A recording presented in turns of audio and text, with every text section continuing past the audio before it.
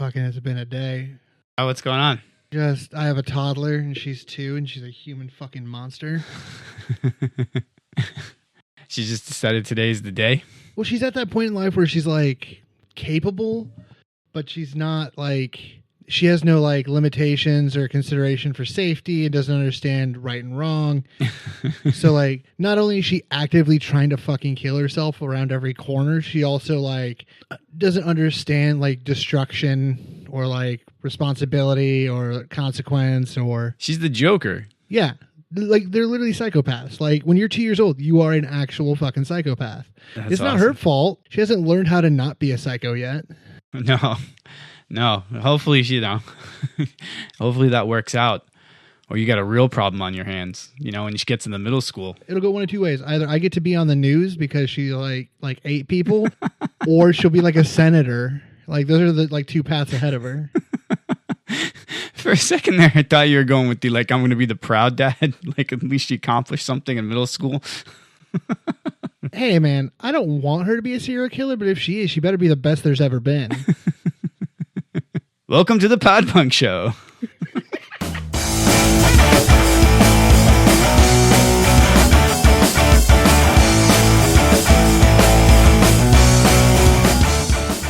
Like, I don't care if she's a serial killer, but I don't want her to be like one of those like second-rate serial killers. You know what I mean? What's a second-rate serial killer? Like the ones that like you don't know, like they don't have 3 names or like you don't know their name. They're just like the Boston Strangler. Like, I want a Ted Bundy. You're basically, how like I always am like superficial when it comes to bands. Yeah. Like I want like a really well thought out theme and I want like everybody to be dressed a certain way. Like I get mad about a mustache. That's how you are with your psychopathic toddler. My hypothetical psychopathic toddler. Hypothetical. Well, psychopathic toddler. She's a sociopath now, but that's because literally all toddlers are. Oh, they have to go through that phase. That's true. Yeah, like empathy is something like you learn. It's not like a given. She's at that age where she's like, oh, no, like I just want things. And if you don't give me things, you're a problem. Yeah, no, yeah. She's definitely, like you said, she could be a senator too. Right? She could be a full-on Republican. Daddy gets to retire in a nice home with missile money. Yeah, you look exhausted. Dude, I'm so fucking tired. I'm drinking coffee. Like, yeah, you're like cracking me up. Here's how bad here's how bad today was. I drank a beer earlier and I don't like beer. You never drink. That's like shocking to me. But I laid her down. She's still awake. I can hear her on the monitor, of course, because she's just a saboteur. She's plotting. She's just waiting. She's going to wait you out, man. Right? I can hear just like coloring escape plans like a fucking like Home Alone Kevin. Yeah. No, like I laid her down. So like during dinner, of course, she like covers, like I gave her mashed potatoes for dinner. Yeah. And she was eating them and she was enjoying them and she was watching My Little Pony. And I'm like, okay, cool. She's been cool. I'm going to go rinse my plate. I'm going to feed the dog. I turn around just in time to see her take both hands filled with mashed potatoes and just run it through her fucking hair like Pony Boy. Like a fucking, like Paula Deen wrote The Outsiders, just buttery potatoes in her fucking hair, slicked back. That is horrifying. That is horrifying. I'm sure it was cute though in a weird way. Oh, it was. I took pictures, but then I'm like, now I got to go fucking hose you off. Has anybody made a YouTube channel of that yet? Like, there's like, what is it called? Like mukbanging? Like the people eat the food, like toddlers just putting food in their hair. Oh, I'm sure you could find it like an Instagram. Like there's a Twitter account. Maybe check, what is it, TikTok? There's probably a TikTok. Oh, there's definitely something on TikTok with that. I don't know. I don't understand TikTok. I don't get it either. Vine failed. I ain't doing it again. Yeah, no, this is like, we don't need to do it again. We don't need to rehash it. It's like Vine, but remixed. Right? Like my first step was like, okay, like my first like middle-aged or old man moment was like, you know what? I'm not going to understand Pinterest. All I know with Pinterest is if I Google something and I want to find an image, I cannot save any of those images because they're all Pinterest. Right? I'm like, oh, this is a cool like graph of like, it could be anything. It could be like, oh, this is a cool like joint and woodworking that I'm interested in. Or this could be like, oh, it's a cool explanation of like chord scales and jazz. And I click on it in Google Images and it's like do you want to sign into your Pinterest? And it's like, fuck. Like, they Oh, should yeah. not list those in Google Images. Like, Or fuck like you. it could be like you could be looking for like a band's like rare EP, and like something will come up like a demo you haven't seen like a photo of in like 15 years. You didn't even know they made a copy of it. It's somehow Pinterest, and you can't see it, you can't copy it, and you can't go anywhere else with it. Like, will like fucking Google just buy them or something? Or just like rip them off? Like, you have the little bots that crawl websites. Just like start ripping their shit off. It's just like, to me, because like, let's face it, we all just on the internet, you know, you take what you want. You know what I mean? Like, to them, it's like they're like a store with really cool stuff and nothing's for sale. But it's not even their shit. It's their fucking users' shit. It's not even theirs, yeah. It'd be like I have a museum that it costs $100 to go in, but it's all pictures my kid fucking drew. Yeah, yeah, which I could see that happening somewhere along like a highway somewhere. Oh, dude, I imagine I don't even see like rural highway. I see like fucking like what's the really like yuppie part of Brooklyn now? In Park like Slope. Yeah, Park Slope, where they have like strollers that cost more than my car. Yeah. Everyone's wearing the Canadian Goose jackets. This is my daughter Jillathan's her first gallery. This covers ages none through 3. Hi, this is Becca. Becca is vegan, and she's also wearing a $1,000 goose jacket where the geese were violently deflowered. See, the way we got this green hues, we actually like took money from poor people and we ground it to get the pigment. That's we need what that we did. poor people money. It's very nice. It's a little bit different. It's actually fair trade money. It's from poor people. It's fair trade money. Yeah. Aaron, you ever heard of that? It's fair trade money. It's from poor people. I'm very conscious of the environment, but I do not care about people. No, that's exactly how I feel. Speaking of which, cardboard straws. Can I bitch for a minute? Yeah, let's hear it. It's time for Okay. Aaron's bitch for a minute. Pretty much. You know what I hate? I hate cardboard straws. But I do. Like, here's the thing. I don't want to just like eat through this planet and destroy it. And I understand straws are bad. They end up in the ocean and it stabs a whale through the penis. I get that. That's sad. I'll give you that. But like, can we replace it with something like functional? Like everything else we've gone environmental. Like we have reusable bags and like they're not bad. Or like every other thing we've figured out how to do. Like why is it just like, oh no, we're just going to give you a bad straw. Like when you said the reusable bag part, like I instantaneously had that scene of like Willy Wonka pulling out the flute that he has, like a little tiny flute. And like somebody has like a little straw. Like, you know what I mean? You know what? I do agree with you, man. Because like they get all they get sogged. It's like cardboard. Like that's like when you see hobos. What's a hobo's like number one nightmare? It's rain, because the hobo village is made out of cardboard and it's going to completely fall apart. And that's what we're trying to make our straws out of. It doesn't make any sense to me, like at all. Right? Like you literally dip, like you get one sip and you're done. Because then after that, it tastes like cardboard. You know who's got great paper straws though? Who? Shake Shack. Do they? Oh my God. Huh. Aaron, I want to go in there sometimes and just grab them by the handfuls and run. But I think they would actually clothesline me. It'd be like that scene in Ocean's 11 where the guy tries to steal the money from the casino. And as he's running out the door, they just hit him like boom. I think they would do that. I think that happens daily there. These straws are incredible. They have figured it out. I think they're using alien technology. They got the Russians working with them. Like something's going on. Elon Musk might be back there, but like their straws are incredible. They got fucking Edward Snowden in the back, like making formulas. Yeah, or like all government secrets. For all we know, like maybe like you know how like Cuban cigars are hand rolled. Maybe paper straws are too. And they just like figured out like they have like a really good group. If they figured out how to do it, I just want it to not be bad. Like these are great. I might have one still sitting in a cup of water from months ago, and it's still fun. It actually might have sprouted a leaf. It's growing now like a plant. Oh my God, it's like renewal. Yes. Quick, let's make a poem. All right, sorry to be all like grouchy at the beginning and all like grumpy dad. It's been a fucking day. How about you? I mean, I'm doing better than you. You literally look like you were just released from a hostage situation. So right? It's kind of like that. It's about 2 years into this, and I'm starting to like feel for my captor. You know, I was brushing her hair and I gave her a bath, and it's a whole thing. I'm pretty good. I found out some interesting news not too long ago. What's that? Our favorite band ever, Goldfinger, is putting out an album. Ooh, really? Yeah, really. And they're doing it kind of cool. They announced it today, so that would be a week ago.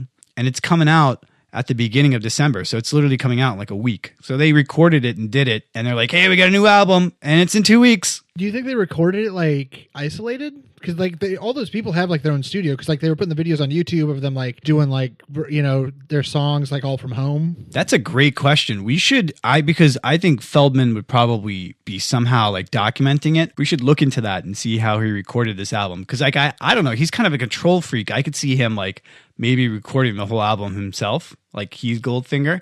But I also don't think he would do that. So I would be interested to see if like he did it like you'd think. Well, I wonder if it was like, you know, we're going to like work out the song like over, well, you can't, that's the thing about music, dude. You can't jam over the internet because like that is always just enough delay that you can't like lock in. Once we get like 5G, or what type of G do you think we're going to need before you can jam over the internet? 8G? It's got to be crazy fast. Because like I believe it's like 50 milliseconds is enough delay that like you can't keep time. 10G? That's probably 10G then. Yeah, maybe 11. I feel maybe 11 feels safe. Do you think they're going to skip?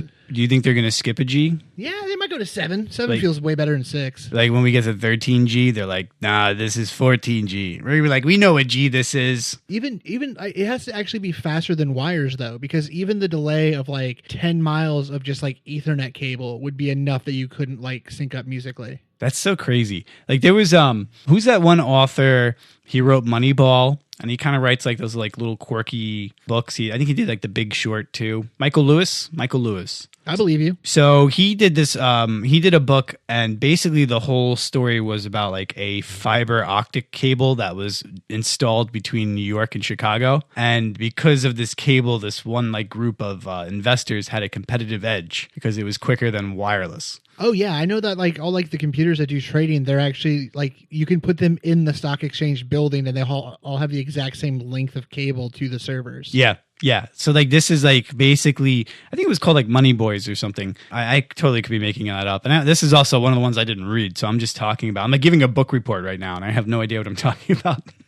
Yeah, you Googled some shit. Yeah, I heard a thing from a guy and you know. Yeah. You know as much about this book as I know about like, well, what's a good book that I didn't read? Hatchet? I didn't read Hatchet. Hatchet's a good book. I would give it it's really outdoors. Not big on outdoors. I would give it 4 Jeff Goldblums. Is that how you write books? Yeah, of course. That's the standard. Goldblum standard. Does he have a book?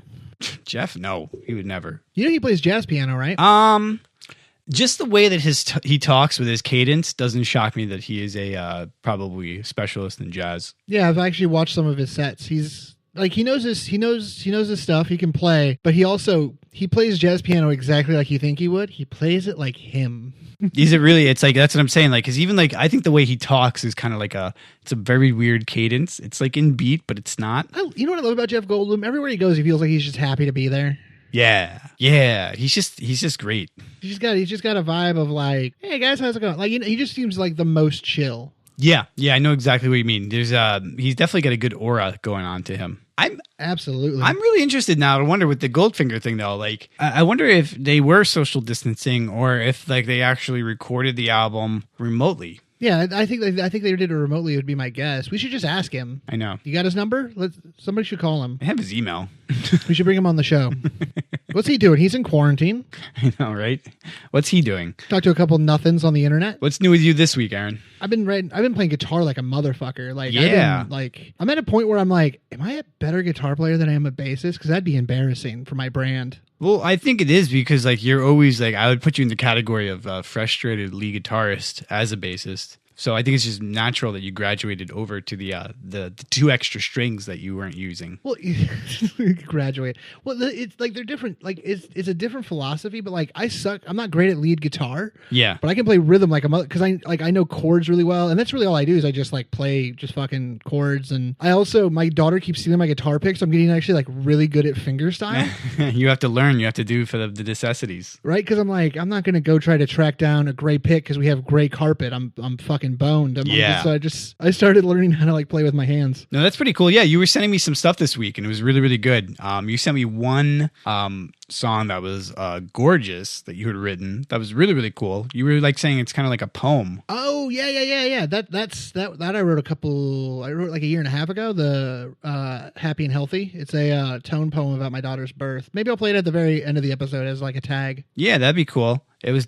really, really pretty though. It's a very, very well written song. Thank you, man. Yeah. Yeah, I got a lot of stuff like that. Like my phone, I have like a notation app, so you can write like actual like sheet music and it'll like play it back. I have like probably 200 or 300 things on my phone that I've written. Like maybe 50 of them are finished. That's nuts. So like when you write it, are you writing the sheet music or is it actually translating it for you? I'm writing it to sheet music. Like I'm sitting down and I'm writing quarter notes and I'm like writing out the rhythms and I'm writing out the way it goes. Yeah. Well, it started because like I downloaded the app. It's like $15 in the app store. This was when I still lived in the city. And so every morning I'd get on the train. As soon as I got to the platform, start waiting, I would open up a new document and I would just start composing like whatever it was on my mind. Like a lot of them are like, it's like 16 bars of like nothing. It's trash. But if it's something good, I'm like, I actually like this. I'd keep going. And I would like working on my lunch break and yeah. You'd be sitting on the subway and be composing sheet music in the morning on your way to work? Yeah, every day. I would write something new. Well, actually, that's not true. Not every day. 4 days a week, I would write something new. 1 day a week, I would transcribe something. So I would like take a song like High Hopes by Panic at the Disco. Yeah. I sat down and I'd listen to it over and over and I'd figure out exactly like the notes the horns are playing like as a chord. I'd figure out the rhythms. I'd figure out the vocal melody, and I would transcribe that to sheet music to work on my like ability to hear chords and to know what they are and stuff like. That's why I can listen to a song and know how to play it by the end of it if it's pretty simple. That's pretty incredible, man. That's like kind of like beautiful mind stuff going on there. Yeah, dude. If I would have applied myself like this to music when I was like 20, like I could totally be something. Like I started doing it when I was like 29. I got really into music theory and like actually learned how to read sheet music and write it and like understood like orchestral voicings. Like, okay, cool. Like you don't want to have an oboe playing this high because it'll always be shrill. So, you know, you want to keep it in the mid range if you want it more sultry. Like I have pieces that have like are for like an 84 piece orchestra that I've written. Oh yeah, no, I believe it absolutely. I've seen some of the stuff you composed, and like just the simple stuff is pretty good and complicated. Yeah, but like I might I should start throwing just random pieces like that at the end of episodes because like I do have the thought of like, man, especially since it's not printed out, like it's all on my phone. Like if I die, this is all just gone as soon as like I stop paying for like my like Dropbox. It's just never going to exist anymore in this universe, right? Yeah, so it's such a scary thought. Doing something. Yeah. That's a fun one. I used to be really concerned with legacy. I used to have a lot, like, ego used to be a big thing for me before my daughter was born. Like, I was very much, like, head in the clouds, like, had big dreams, big plans. Like, I was always working on something. I was going to be in a band. And, like, I was always thinking about, like, what the next step is to get to where I want to be. Or I was, it was comedy. When I was doing stand-up, it was always like, okay, I got to do this. And I got to get into these clubs. And then I can try to get into Montreal. I can do bigger clubs. If I can get a TV credit, I can do clubs in New York. She was born, and now I'm just chill. Like all that ego just kind of died.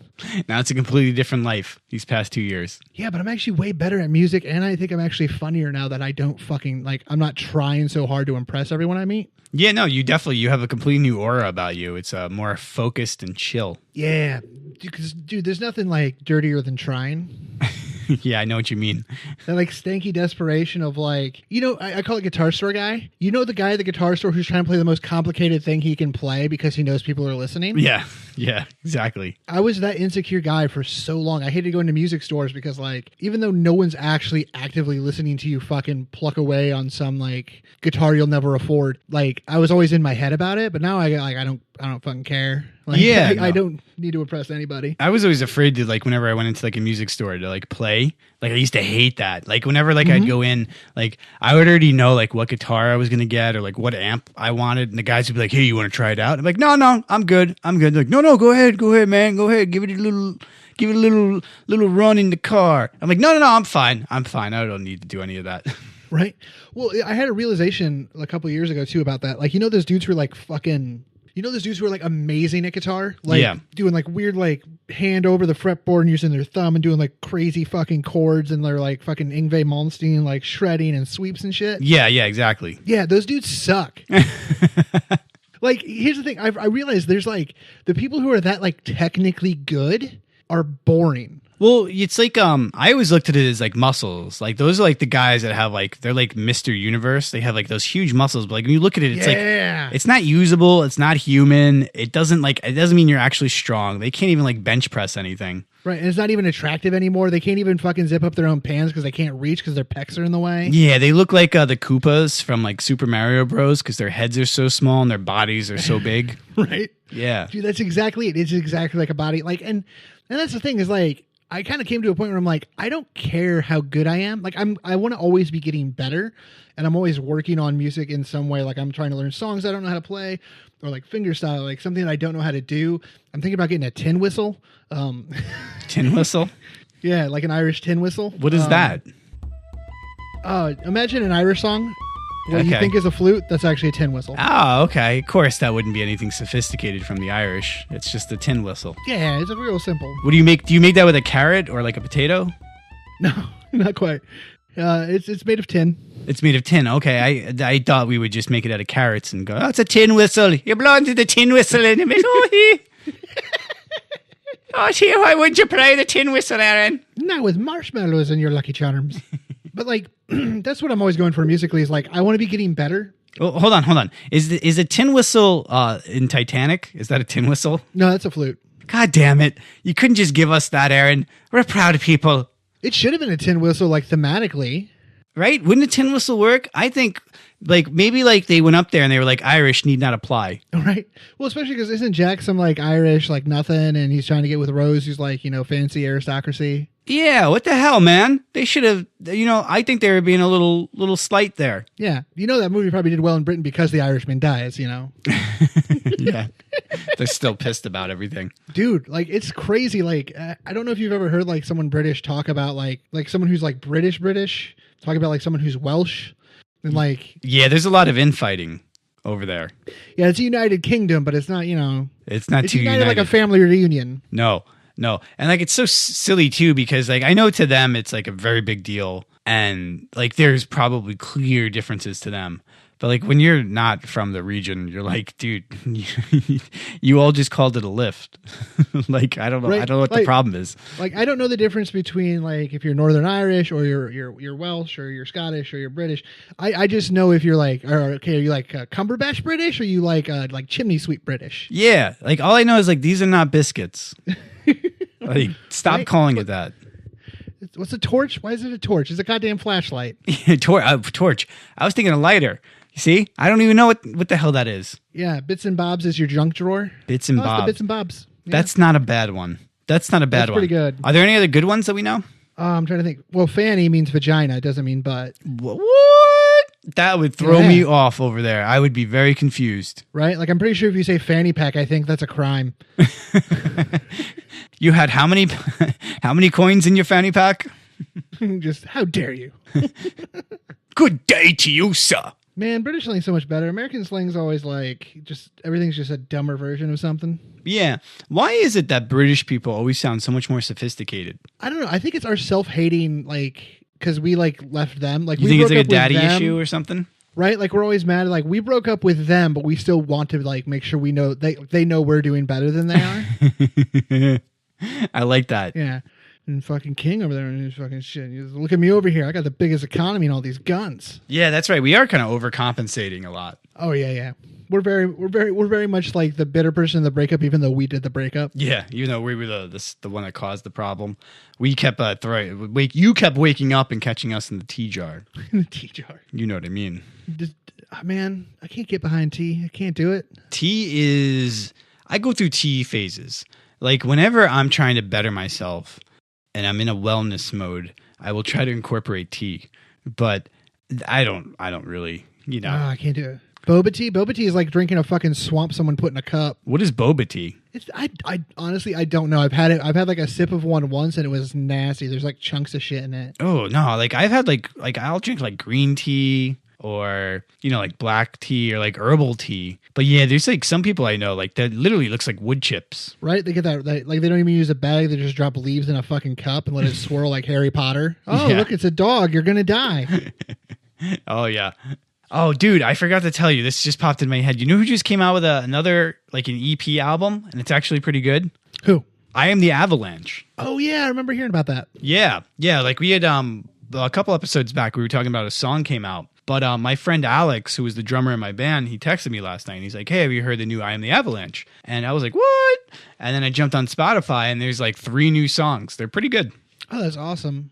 Well, that's the thing is like, didn't Goldfinger also put out a single like a couple weeks ago too? Yeah, like all these bands are like starting to get ready. I think everybody knows like touring is going to be available soon. Oh, I hope so. But it's also, I think that's a distribution model now. Like you put up the single on Spotify and then the album comes out a couple weeks later. Oh, yeah. That makes sense too. Which is like, that's so strange because like that was always the distribution model for like pop music, even like back like before things changed. Like you would hear like the single and then the album would come out like months after that. And like everybody's doing that now. Right? Like it was like, oh man, like especially back in like the 50s, it'd be like, oh, he's got a single. We're going to get him a whole album in the studio. Yeah. Yeah. Like I remember when we would be promoting, we would definitely like when we would do like an EP or whatnot, we would know that there was like one song that stood out or, was a lot better than the other ones. And so when we would start promoting the EP, like we would make like a video with that song in it. You know what I mean? But it's nothing like it is now. Like now, like I think like they might like write the single and then like what you were saying, if they write like a single, then an album gets written like after it almost. Right. Or do you remember back in the day when you used to like actually buy CDs for $17? You're like, oh, this band, I like this song on the radio, and you buy it and the rest of the album is fucking garbage. Yeah, it was designed like that, wasn't it? Like literally like their main goal was to just have one song to make you buy the entire thing. Right? Like, you can't get away with that now. Even like pre-streaming of like Spotify, like YouTube, or not YouTube, iTunes. Yeah, iTunes like, killed you that. Just buy the song. Yeah, I mean, like iTunes, like when you think about it, because like Napster was such a groundbreaking thing, and it like it really shook up the industry. But the minute there was an option to buy just a song, because like everyone was stealing songs before that, but the record labels, they didn't want to let you just buy the songs. They knew like that was the trick. The trick was like there's 13 songs on here, 12 are fucking garbage. Right? There's the one that the radio station we paid has then been playing till you actually have the hook stuck in your head because they're our drug dealer. Right. Well, there's actually a whole book by a neuroscientist. I'm glad you got that right because I know our listeners would have been offended. I know. Like honestly, it was a shame that I even had to think twice. Yeah. God damn it, Aaron. Someone just unsubscribed. Sorry, Tom. Tom in Wichita. I'm just throwing out guesses. No, there's a book. It's called The Hit Machine or The Hook Machine, The Hit Machine. And it's about in the 50s. It used to be like an unspoken rule to radio that you would never play the same song twice in a 24-hour period. Why is that? Because they thought that people would want to hear new stuff. And here's how they figured it out. Some dudes it was either a radio station or a record company. They went across the street to some diner one of the guy's girlfriends worked at, and they saw that, people would play the same 10 songs on the jukebox all day. Wow. And then they saw that when the staff was cleaning up at night, they'd go over to the jukebox and they would play the same songs they'd heard all day. Yeah. They would play it again, even though they'd heard it already that day. So that radio station started, I think it was EMI in Los Angeles. I don't know.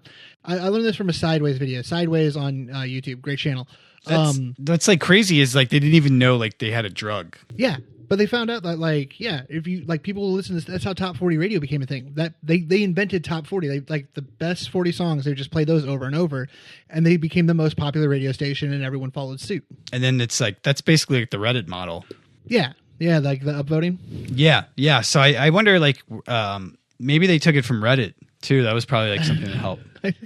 Wait, who took what from Reddit? The music industry.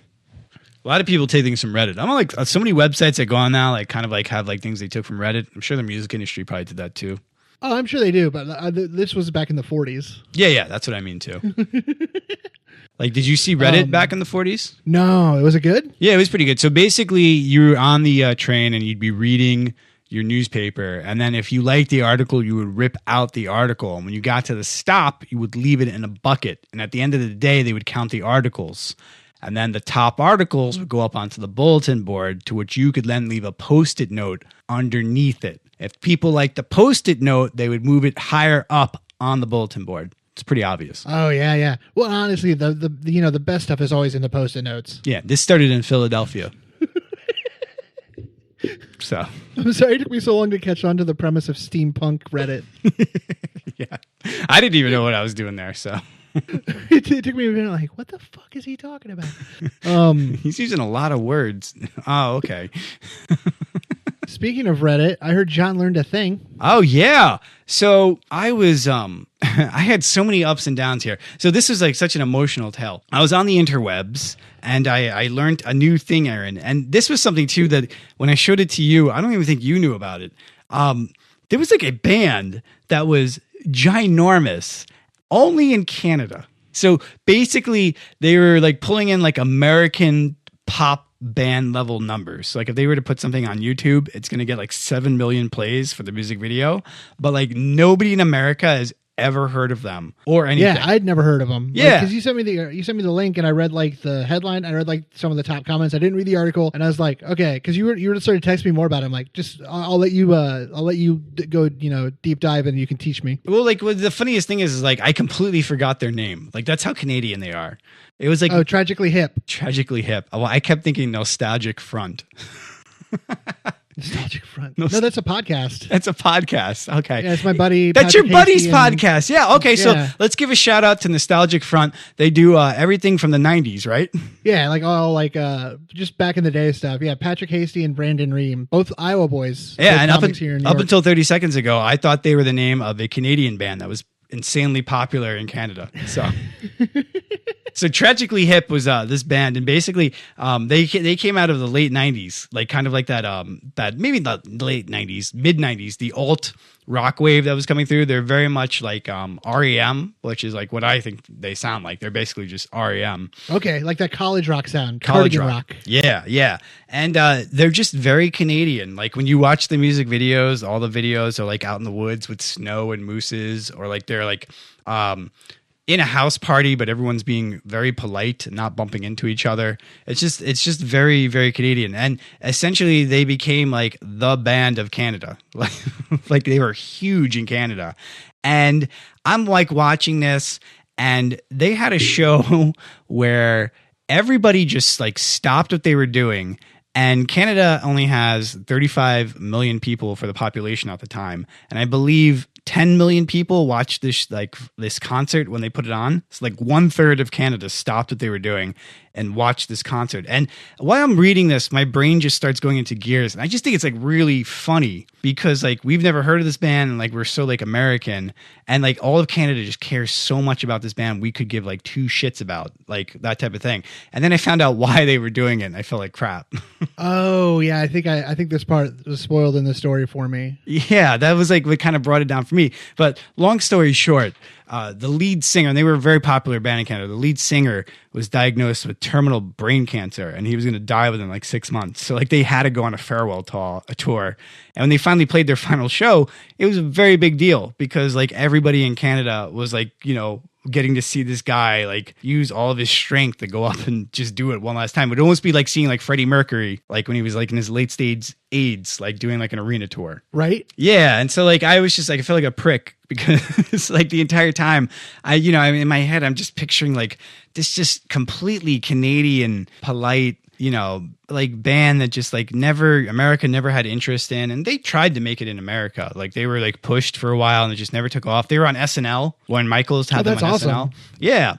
Yeah. And their songs are okay. Did you listen to any of their songs? Like I listened to a couple of them. I listened to their like top couple on Spotify, but I didn't want to dig too deep because I didn't want to spoil the segment. I do have to say, my favorite thing about this band is that they are the most Canadian band because both their bassist and singer were both named Gord. Gord. Yeah. Yeah. Like I think they're just like the epitome of Canada. Right? Like they're not bad. They're pretty good. Like, but it was so crazy that like apparently they do just as well in Canada as like U2 does in Canada. Yeah, like they were like at the time, like they were ginormous, like Aaron. Like it's like everybody knew them, everybody liked them. They were almost like the national band of Canada. Like if they wanted to rewrite the national anthem, Canada probably would have been like, "Oh, sorry, like do it." I only know the first two words to the national anthem of Canada. What is it? Oh, Canada. That's all I got. Oh yeah, that is the first two words. The more you know. Yeah, they were like Canada's house band.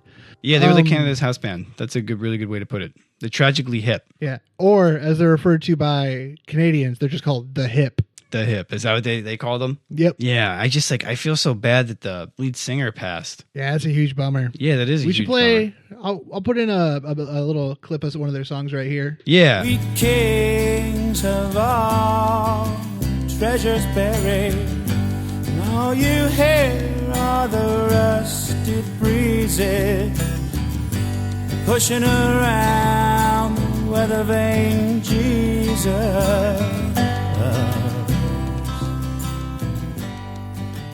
There's a video online too, and then I was watching, and this is before I knew like what was going on, and it was like their final concert, and everyone's in the streets, and like they're all dancing and crying, and which made it even funnier to me because like I just didn't get it. Like I was like, what did we miss that this band was like so like important to these people? But yeah, it was like literally like him passing was like their 9/11. Like it's like the only way like it looks.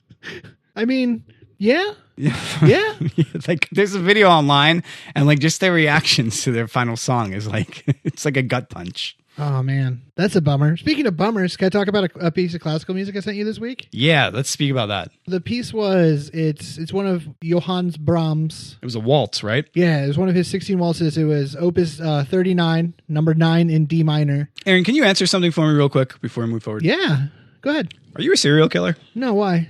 Okay, that's all I need to know. Keep going. No, not that I know of. Like you just like will randomly in the middle of the week send me like an opus, and you're like, this is something I like to listen to when the mood's right and the weather is cool. I was listening to a Spotify playlist, and it was like, you know, stuff like, oh, it's Paramore, and then it's like fucking The Clash, and then this came on, and I forgot I put this on that playlist. No, I know. I just like in my head I could just see like you put in like your your noise canceling earphones and just pop in some classical music before you start to dismember. Nah, that's way too much work. You know me. I don't like to do physical labor. No, but you sent me what you considered, I believe you told me it was one of the most beautiful pieces of music you've ever heard. Yeah, ever written. Yeah. It's very good.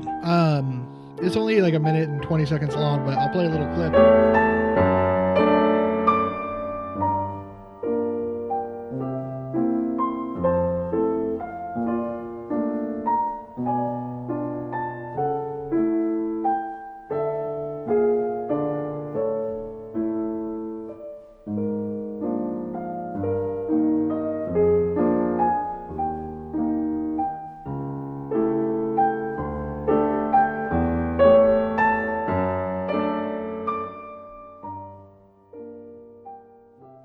What did you think of it though? Because I sent it to you actually more like out of just a curiosity. Because I know like classical and like romantic period and like Baroque stuff, like that's not your scene. No, it's really not. But I do listen to classical music like from time to time. Whenever we are trying to focus, and I say we here because like I do sometimes feel like there's multiple brains trying to corral them. But I'll listen to. Are you a serial killer? Okay, I'll listen to. I'm not, but he is. The performer is not, Aaron. I'll listen to girl talk because like it's easier to focus in that sense, and I also listen to classical music. Like those are like the two things like I'll listen to.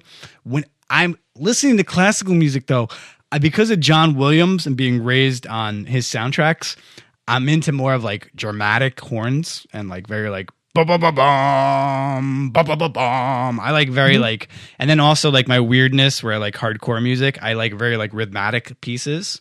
So the one you sent me, you know, I probably wouldn't have been drawn to it naturally, but I can definitely see the beauty in it. Like you saying, like it's one of the most beautiful, you know, pieces of music you've ever heard. It stands out. I was listening to the entire soundtrack that you gave me. It wasn't a soundtrack, but the entire, what do you call them back then? I'm trying to say album, live concert. It was his opus or that album. Yeah, no, it was a pianist playing. I think that whole collection of waltzes. Yeah, but what do you call that? Is it an album? Is it an EP? Is it an LP? No, it's none of those because it wasn't written to be recorded. It was way before electricity. Does it have guest piano? Does it have guest piano? Yeah, like do any of the songs have a guest like composer comes in, like a Kenny G? Oh no. So this is back in the day. Like that's the interesting thing about classical music is like the way you could sell music was to sell written copies of it. That was the only way to like sell music and not sell a performance. Oh, that actually makes sense. That's why the composer was like the big thing, is because like, you know, if you could write music, you could sell sheet music for people to play at home. Yeah, that's like being able to actually like produce the music now on a computer. You know how to use the program. Well, that's why music is so different. Like music shifted so dramatically starting at like the invention of the phonograph. And that's also like songs became the dominant like form. Because you used to have like sonatas and you'd have like big, long, intricate pieces that are like an hour long with like different movements and shit. Because like what else are people going to do? Go back to milking a cow? Like they got nothing else to do. Right. Like we all like took our shower this week. Let's go, you know, see a concert. Right. So like the song and like that culture, like albums came out in like like Frank Sinatra was one of the first people to really make like an album that had like a theme. Okay, so like actually like a collection of songs that they were putting under a title. Yeah, that all like like, yeah, exactly. Like it was an album that had like multiple songs that all kind of followed the same like feeling or like had a vibe or like, you know what I mean? Before that, it was all just like singles or like albums were really just like best of collections. Right. But yeah, so this was like back in like those days, like Brahms has been dead forever. The most famous things Brahms ever wrote was his lullaby. Da da da da da da da da da. Oh yeah, that's pretty. That one's like that's like a pretty good hit. That would be like a Sia level hit today. Yeah. That was his Barbie girl. Now, because like people were selling stuff, do you think composers ever wrote for other composers? Like Ghost wrote stuff? Yeah. Like, you know how like Rihanna's Umbrella is actually written by Sia? Do you think like there's like maybe something out there that's pretty good that was actually written by Bach, but Bach just sold it to somebody else? No, because like it was all about like it's like it was all about the composer. Like there was very much a composer focus. Like the performer didn't fucking matter. Do you think people ever stole stuff? Oh yeah, actually, there's a famous story of Mozart. There's a piece of music that the Catholic Church would only play like in Rome like once a year, and like they would never like sell sheet music to it. Yeah. He went and saw it when he was like 9 or when he's really young, and he was such a fucking prodigy. He memorized the entire thing, went home and transcribed the entire thing note for note, all the parts. He's the original Napster. Yeah, he was also really big into like fecal play during sex. He really liked eating shit, and yeah. That's true. That's not a joke. That's literally fucking true. That I kind of like that doesn't shock me with Mozart. Like if you ever like hear like his stuff, really doesn't shock me. Yeah, he's a total freak. He really loves that dirt play. What is Mozart's like most famous song? Is it That's Beethoven. That's Beethoven's Fifth. Oh yeah, because that was in the movie Beethoven. About the dog? Yeah. Now that you mention it, that makes sense. Yeah. No, Mozart's most famous is probably Magic Flute. It's probably his most famous like big piece. I don't know. The thing is, a lot of these like don't have names, so it's like a lot of them like were numbered after the fact. That's like Opus 39, shit like that. A lot of that was done like after they'd been dead forever. They didn't even name them. That's how like gangster they were. They're just like it's just like they're like that. I just did that. I don't know. You like that? Well, these dudes, they wrote like hundreds and hundreds of pieces. Yeah, they were like the original like Rivers Cuomo's. Like they just would keep like going. Yeah, well, a lot of them, how they made their money is like rich people would pay them to write music for them. Well, yeah, I mean that makes sense. That's basically what happens now too when you think about it. So yeah, but I wish dude, if some rich dude wants to like pay us to make a podcast once a week for him, like I'll do it. I don't care.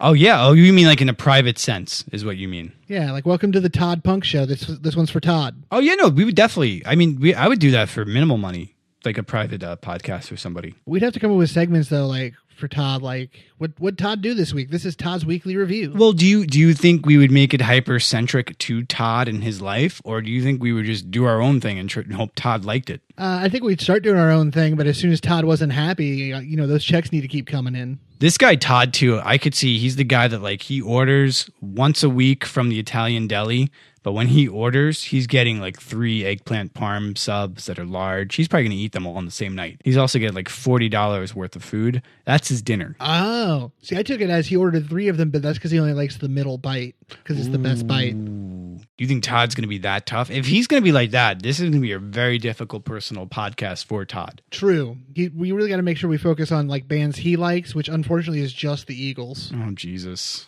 The Eagles. That's, I know one of their songs, Hotel California. Yep, that's the big one. Life in the Fast Lane. Thank God I got that right, Aaron, because if I didn't get that right, I had nowhere else to go with that one. No, dude, I was looking at my phone to see if Todd was texting. He listens live. Oh, really?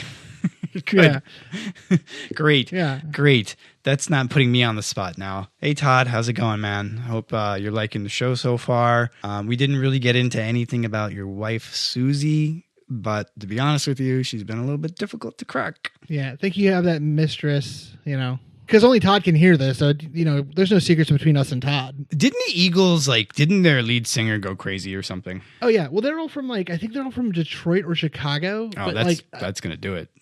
Dude, there's an amazing documentary about them because they write all these songs that are really easy listening. They're not super hard rockers. They're the fucking Eagles. No, they're not. They're isn't that why the one band, the Eagles of death metal, it's kind of funny. Right, exactly. But these dudes in this, I watched part of this documentary a long time ago. I wish I could remember the name of it. But it's interviewing all these guys, and they all fucking hate each other. But yeah, that's what I love. They're all super white like fucking like blue collar, like fucking South Side of like Detroit, fucking like big tough guys. And, like, talk about like, I'll crack your fucking skull. Yeah. And they play the song like Take It Easy. Have you ever seen the Documentary Now episode on the Eagles? Oh, that's what's it called? Blue Jean. Oh fuck, that's based on that documentary. Yeah.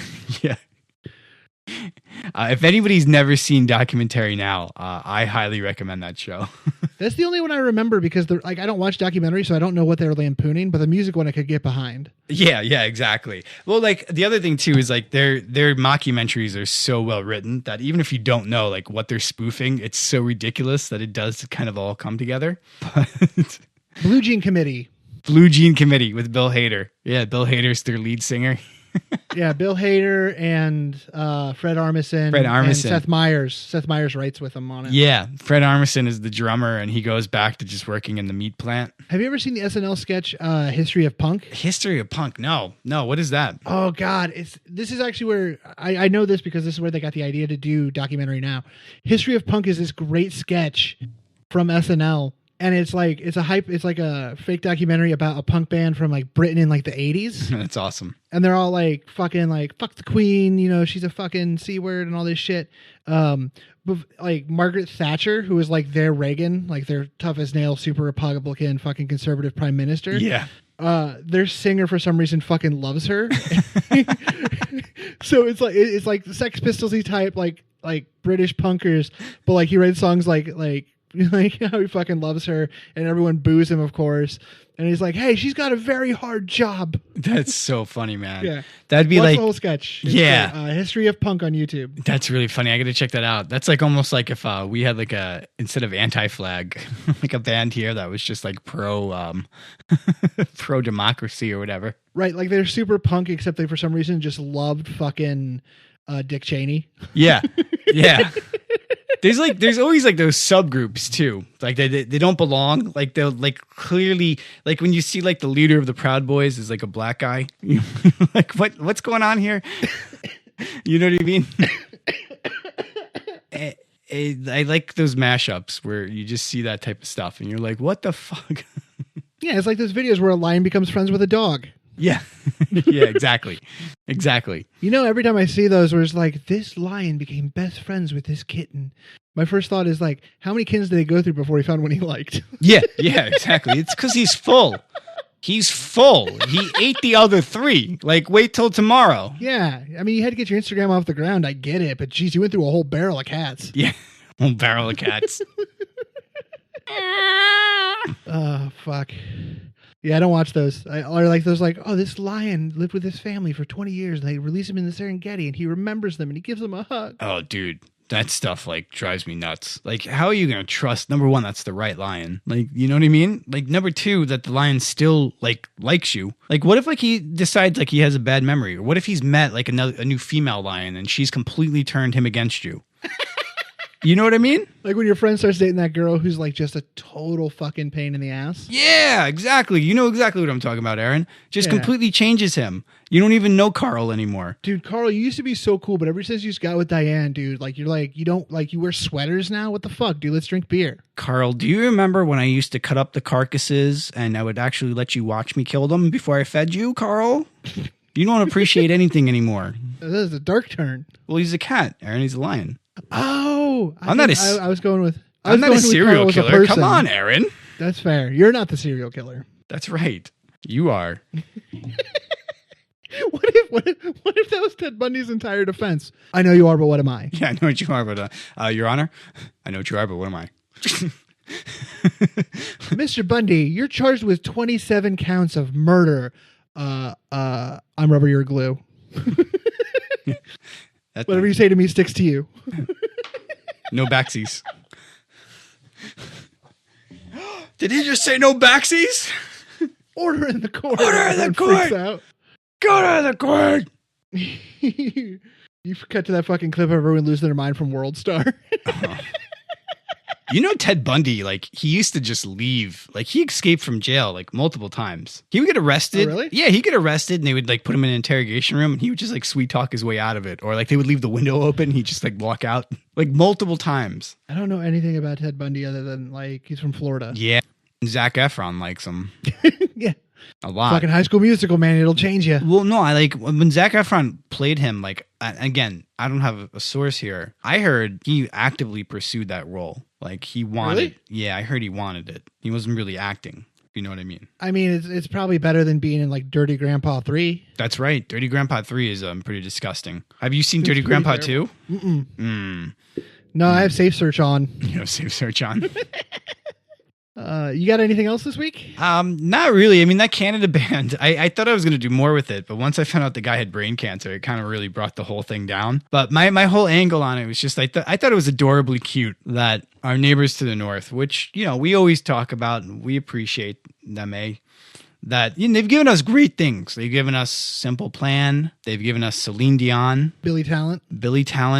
They've given us Jim Carrey. They've given us Saturday Night Live. Yeah. Austin Mike Powers. Myers. Yeah. Oh, Yeah. we said the same guy with different things at the same time.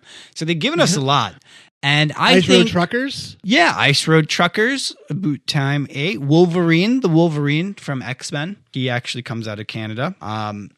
So they've given us a lot. And I just think that, you know, it was about time they held on to something. Right. They kept it just for them. Yeah, they kept it for them, and you know what? I'm happy for them. But the guy did die of brain cancer, though. So I'm just saying that. Yeah. Like, maybe you should have shared. I should have told you that. What? I should have told you that before you kept going. Or like kept researching them. No. I'm just saying, like, maybe the Canadians, they should have shared him with the U.S. Yeah. Well, we had the chance, man. Yeah, we did have the chance. But I'm trying to think if there was anything else that we saw this week. I know Goldfinger was putting out the new album. I was talking about that.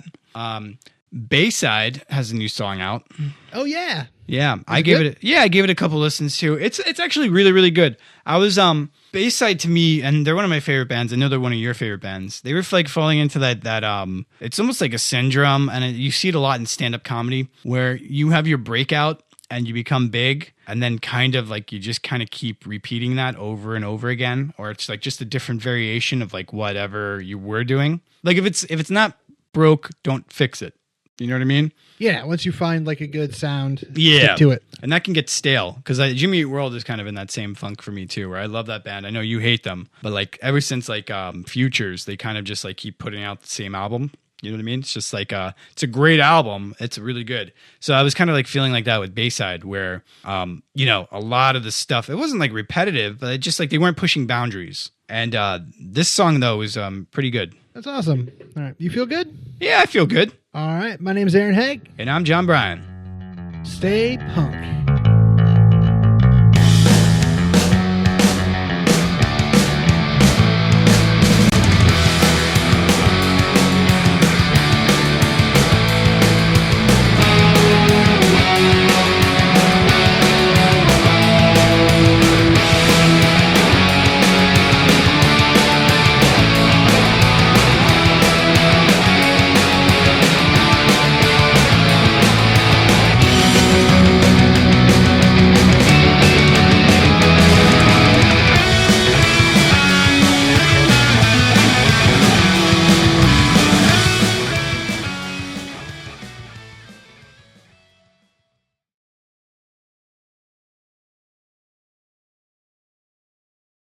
Hey everyone.